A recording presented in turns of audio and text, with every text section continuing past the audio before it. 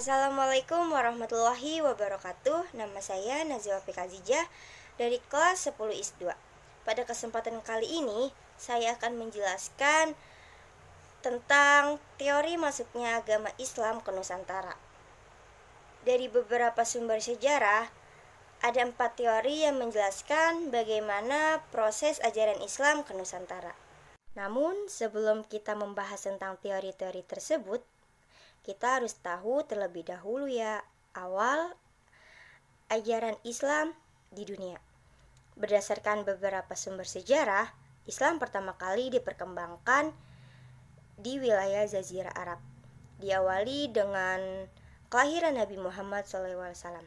Ketika beliau beranjak usia, beliau menyebarkan agama Islam di wilayah Mekah dan juga Madinah. Nabi Muhammad menyebarkan agama Islam melalui 2 jalur. Yang pertama, dakwah secara diam-diam atau secara sembunyi-sembunyi, dan yang kedua, dakwah secara terang-terangan. Dari hasil perjuangan Nabi Muhammad, akhirnya agama Islam diterima oleh masyarakat Arab pada khususnya dan juga masyarakat luas pada umumnya, termasuk ke wilayah Nusantara. Oke, kita bahas langsung teori yang pertama. Teori yang pertama atau hipotesa yang pertama dikenal dengan hipotesa Arab.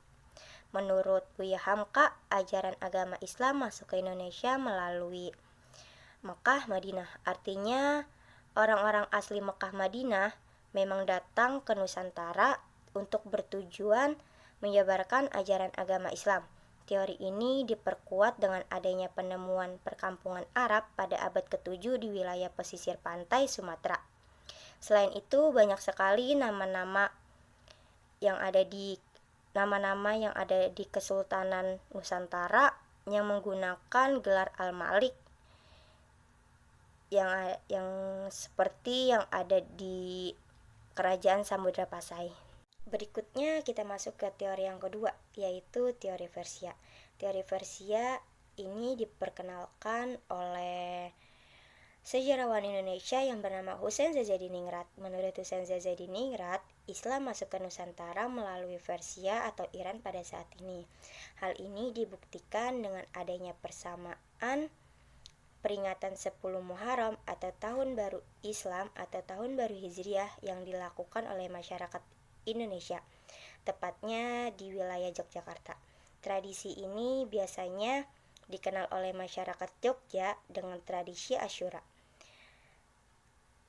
Bukti yang mendorong teori ini adalah penggunaan gelar syah pada raja-raja di Persia sama dengan penggunaan gelar kesultanan yang ada di Indonesia. Misalkan Kesultanan di Malaka pada abad ke-15. Selain itu, persamaan mengeja huruf bahasa Arab antara masyarakat Arab dengan masyarakat Nusantara, dengan masyarakat Persia pada saat itu. Selain itu, ada kesamaan mengeja huruf bahasa Arab antara masyarakat Indonesia dengan masyarakat Persia pada saat itu. Next, kita masuk ke teori yang ketiga. Teori ini menjelaskan bahwasanya Islam masuk ke Indonesia melalui wilayah Gujarat atau India pada saat ini. Teori ini diperkenalkan oleh sejarawan Belanda yang bernama Christian Snokholm-Rijke. Teori ini diperkuat dengan adanya beberapa batu nisan dari Kesultanan Indonesia pada saat itu. Misalnya batu nisan dari Maulana Malik Ibrahim di wilayah Gresik.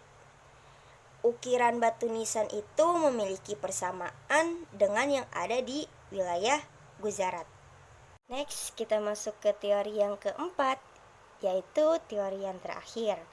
Teori ini diperkenalkan oleh sejarawan Indonesia yang bernama Sumanto Al-Kutubi, bahwasanya penyebaran ajaran Islam dilakukan oleh warga berkebangsaan Cina.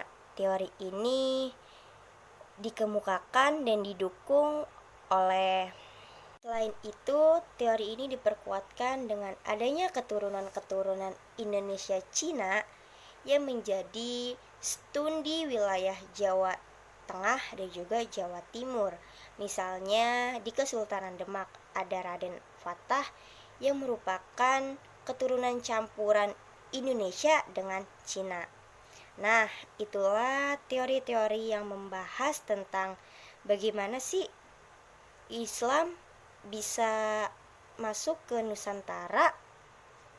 Berikutnya adalah saluran-saluran apa saja yang membuat akhirnya Islam diterima oleh masyarakat Indonesia. Wah, pastinya banyak sekali saluran yang bisa kita bahas pada video ini.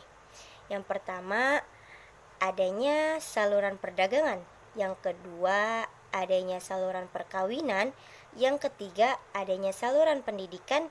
Yang keempat, adanya saluran tasawuf. Dan yang terakhir, adanya saluran kesenian.